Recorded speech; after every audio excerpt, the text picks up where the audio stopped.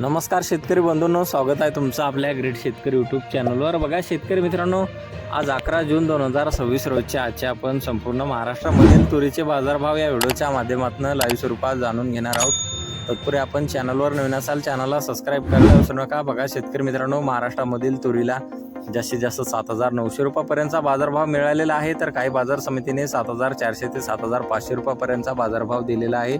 बरेच शेतकरी मित्र तर आपला व्हिडिओ पाहतात परंतु चॅनलला सबस्क्राईब करत नाहीत। मित्रांनो, चॅनलला सबस्क्राईब करा। चला तर व्हिडिओला सुरुवात करूया। शेतकरी मित्रांनो, कृषी उत्पन्न बाजार समिती भोकर नांदेड येथे जास्तीचा दर आहे 7,272 रुपये क्विंटल, सर्वसाधारण 6,986 रुपये क्विंटल आता आहे लोकल तूर।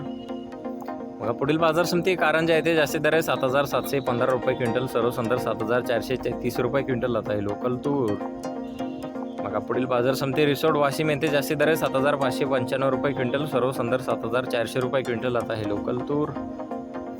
बघा तसे पुढील बाजार समिती मानोरा येथे जास्तीत दर आहे 7,590 रुपये क्विंटल, सर्वसाधारण 7,320 रुपये क्विंटल आता आहे लोकल तूर।